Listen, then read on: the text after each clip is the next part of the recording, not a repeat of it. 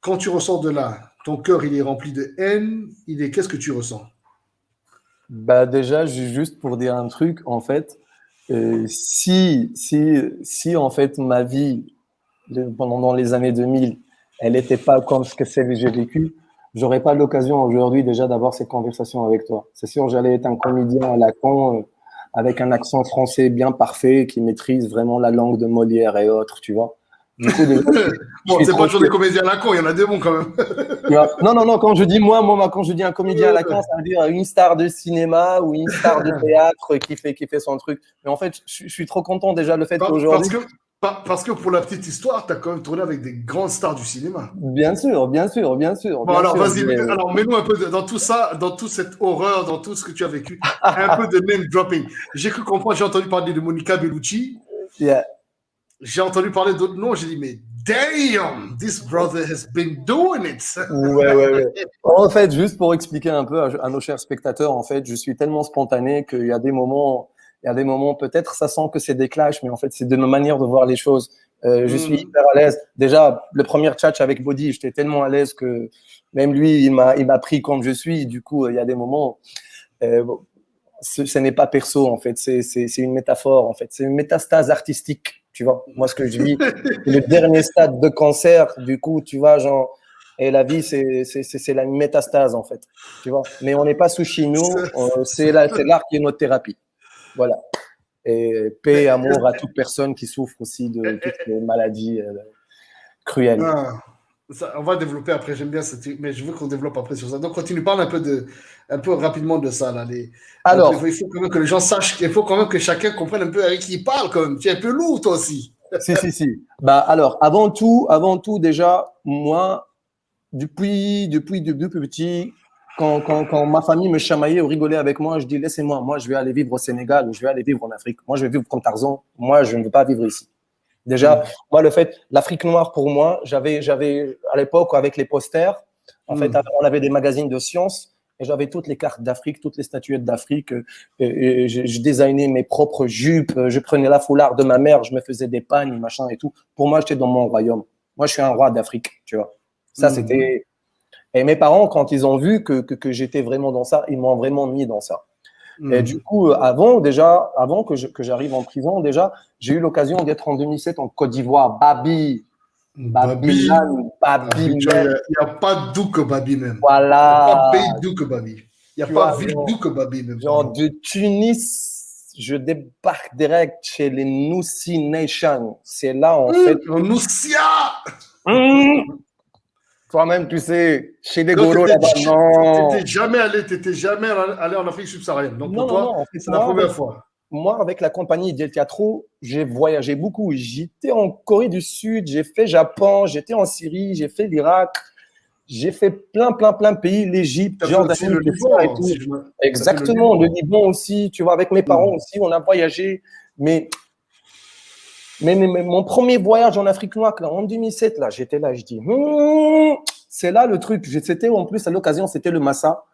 D'accord. Et, et voilà, quoi, tu vois, genre, j'ai été là-bas sur scène et, et je me suis dit, waouh, là, ça mérite, là, ça c'est un vrai voyage, quoi. Et du coup, en fait, je fuguais les répétitions. Moi, je faisais pas les répétitions. Pour moi, j'étais prêt. Moi, j'étais là, je me perdais, je me rappelle à Trècheville, je me perdais là-bas et tout, et je ne connaissais pas les noms.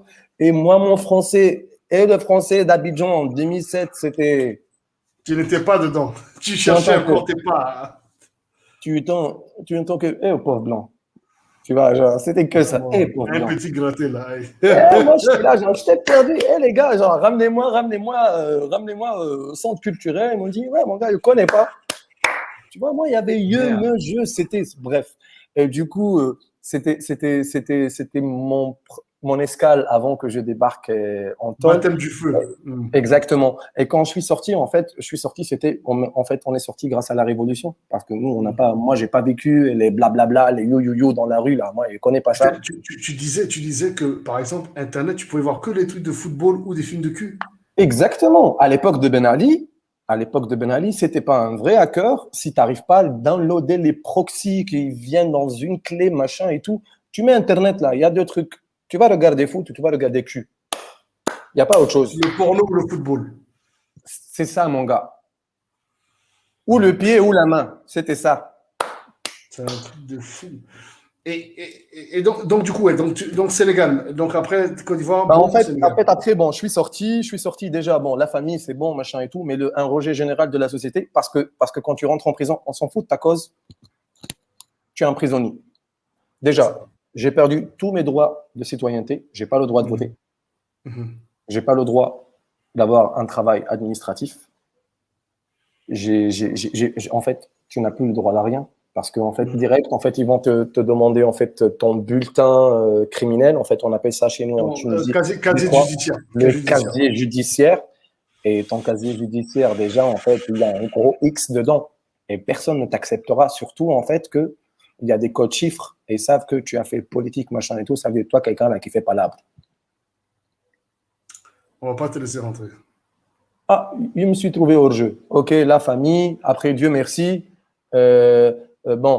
Amnesty, ils sont venus me voir direct. Bon, écoute, machin et tout. Allez, viens, on t'a préparé ton dossier, machin et tout. Dans un mois, tu vas avoir une nouvelle nationalité, un nouveau passeport. On te voit, tu choisis. Ou les Pays-Bas ou l'Autriche. Je vais dire, allez, vous faire foutre. Moi, je me barre en Afrique. Moi, votre Europe, là, moi, je veux pas. Avec tout le respect, avec tous ces beaux pays, là, en Europe et tout. Je dis, hey, moi, j'ai pas fini mon combat, là. Je viens de démarrer mon combat. Vous voulez que je pars là-bas, que je viens, que je crache sur la gueule de mon pays ou je vais cracher sur la gueule de mon continent? Non, je descends en bas et je vais envoyer des missiles de l'Afrique subsaharienne jusqu'en Afrique du Nord, mais j'enverrai jamais, en fait, ça va pas jamais descendre, ça va toujours monter. Je te jure, Body, genre, asile politique, argent à gogo.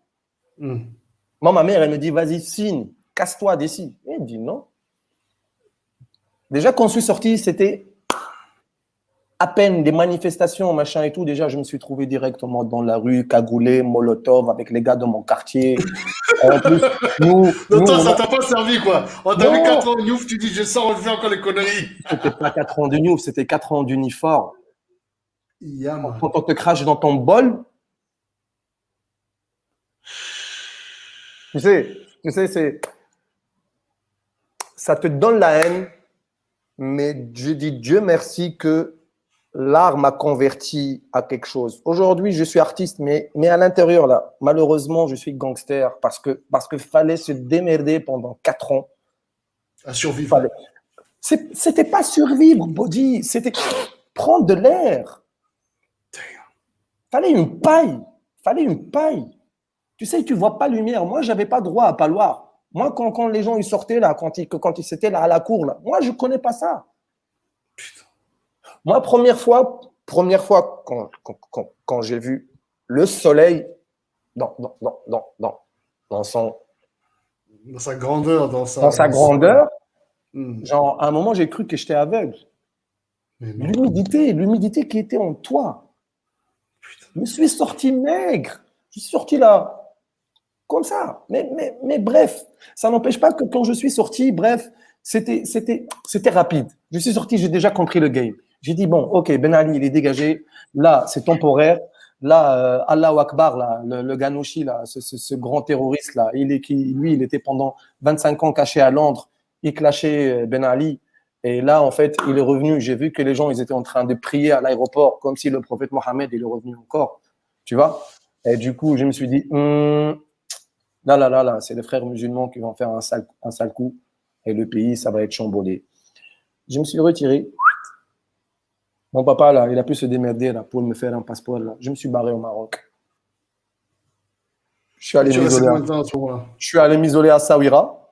Vers l'art, vers la musique. Donc là, maintenant, c'est le retour à la musique. C'est le retour. Exactement.